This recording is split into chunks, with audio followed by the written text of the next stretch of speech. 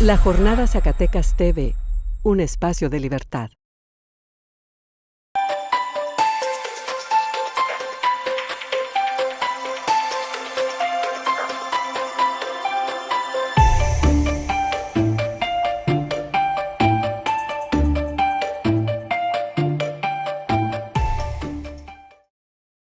Sean bienvenidas, amigas y amigos, a su programa Sinergia, este espacio para el análisis de la política, la cultura y la sociedad en este nuevo año 2016.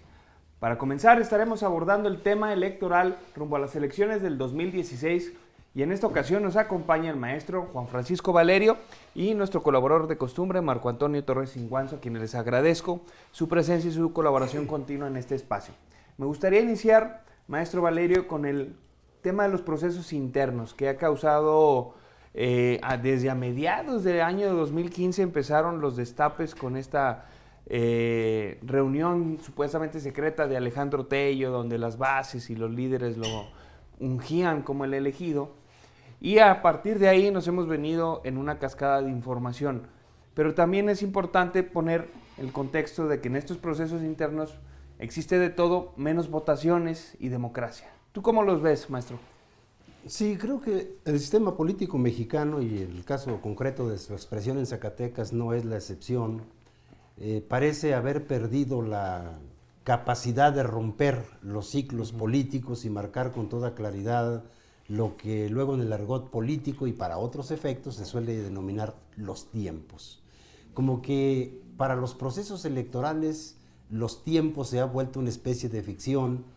Y prácticamente podemos demostrar con hechos a la mano de que hay muchas personas que son electas para un cargo, todavía no toman posesión y ya están pensando en el que sigue.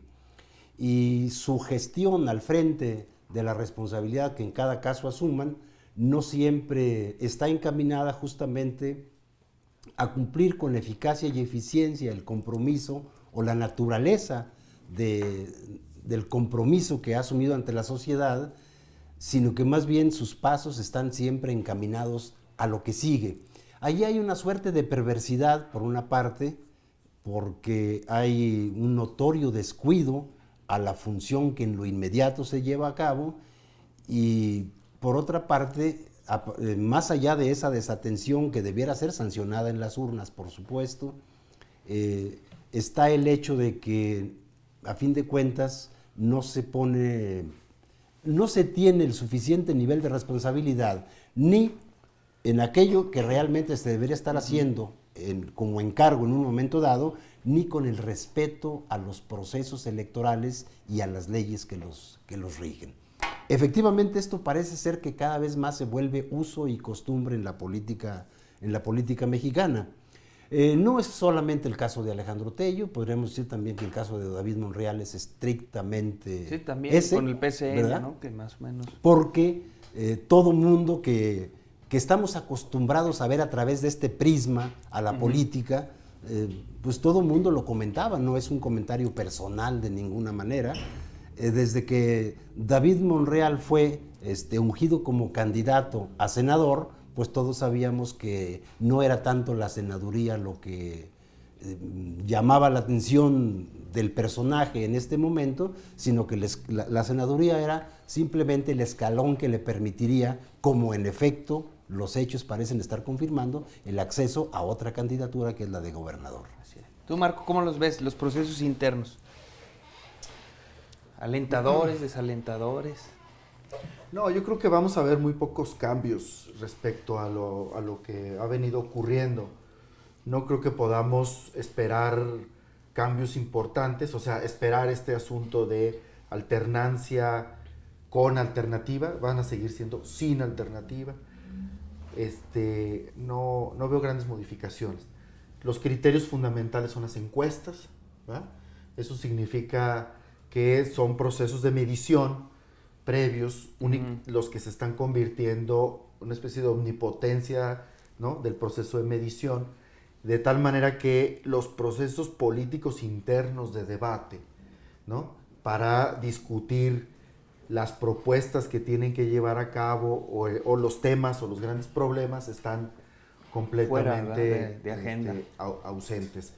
Es únicamente procesos de medición los que están haciendo. Lo que tenemos que explicarnos es por qué pasa eso. Lo que yo veo es esto. Los partidos políticos cada vez son como una especie de cascarón. ¿Ah? El cascarón de una marca para competir en el mercado electoral. Y el partido como tal ha dejado de ser como un sujeto político. Sí. ¿Ah? El partido como tal. Haz de cuenta que en lugar de tener un balón, si usamos esa metáfora, ¿ah? Antes los partidos eran como balones de diferentes colores, ahora tienes como una especie de cascarón o un frasco lleno de pelotas. Y las pelotas son como estos, los sujetos políticos son más bien grupos. ¿Ah? Son grupos más o menos pequeños que pueden migrar de uno al otro lado, juntarse unos con otros, ¿verdad? Y además grupos con una identidad líquida, ¿verdad? De tal manera que se mueven de manera muy pues sí, sin problema alguno de cascarón a cascarón. De un lado a otro, de un cascarón a otro. Entonces, es son estos cascarones de pelotitas internas, ¿no?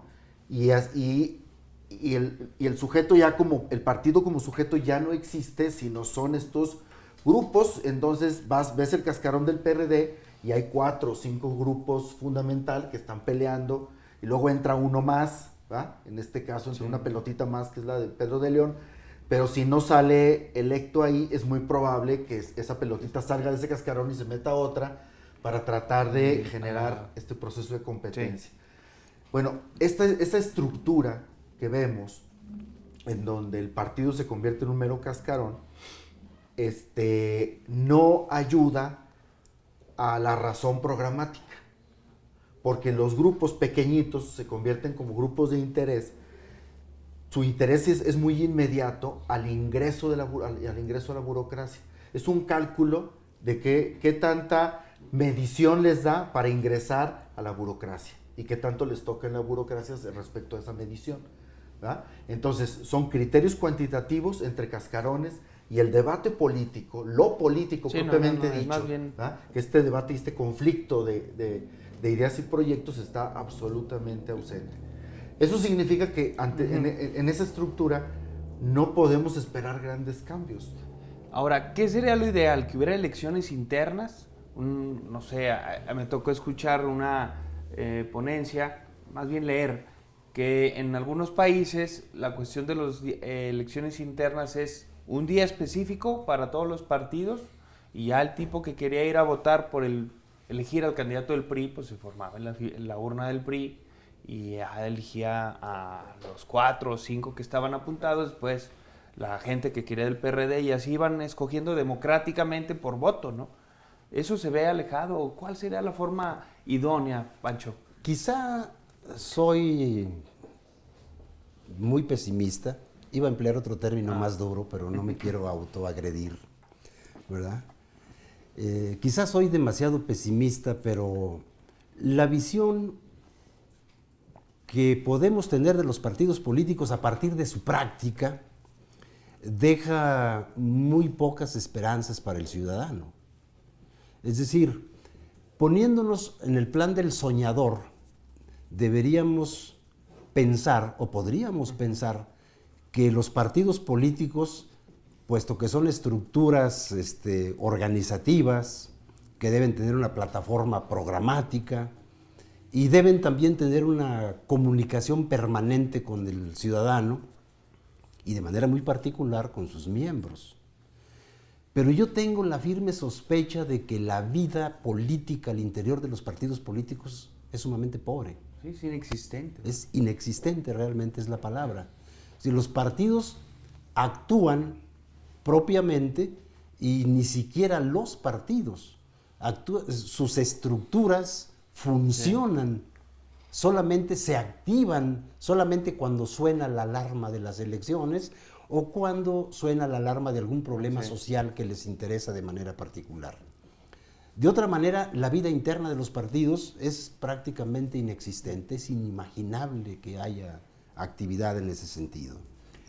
Antes de los procesos electorales, yo creo que la mayoría, si no es que todos los partidos, pues llevan a cabo algunos cursos, hablan de formación de cuadros, etcétera, pero pues si vamos a esto que tanto les gusta a la hora de asumir candidaturas y de rechazar candidaturas, lo que decía Marco, las encuestas, ¿verdad? Si se aplicara alguna encuesta al respecto, o más claramente, vinculo este tema con el problema de la evaluación a los maestros. Okay. Se dice, los maestros que no lleven a cabo su proceso de evaluación, que no acrediten la calidad y la capacidad, los corremos.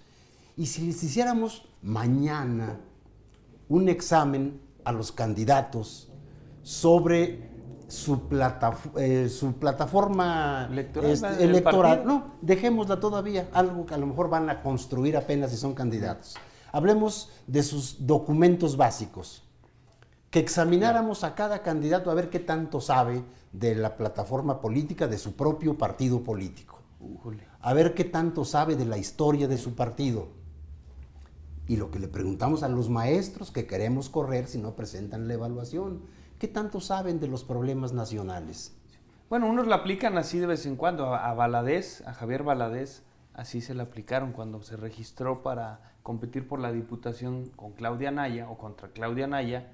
En un supuesto examen reprobó. Y ahí. Pero es bueno, es una cuestión. Yo creo que es una cuestión de elemental sentido común. Sobre todo si se tiene en consideración que el funcionario electo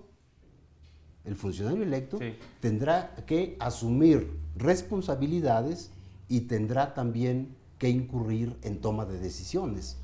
Un funcionario que no decide es un funcionario que no funciona. Pero todo mundo debiéramos saber que para tomar una decisión hace falta información y hace falta formación profesional. Entonces, ¿qué tanto saben los aspirantes de aquello que quieren gobernar? Eso es fundamental. Eso es elemental, porque de otra manera el sistema político se pone en entredicho a sí mismo, porque le pide a los docentes que demuestren una capacidad que no les pide a quienes van a tener la capacidad de decidir a qué están obligados los docentes.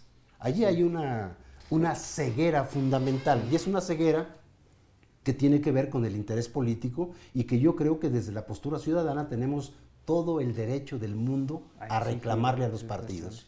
¿Quieres ser mi presidente municipal? Pues veamos siquiera si sabes cuántos habitantes tiene el municipio, si sabes cuál es la estructura de edades de la población del municipio, si sabes de los habitantes de este municipio cuántos forman parte de un partido político y cuántos no, si sabes cuántas escuelas hay en tu municipio, si sabes cuál es la calidad de la enseñanza que ahí se imparte, si sabes cuáles son los problemas, ¿no? Por supuesto.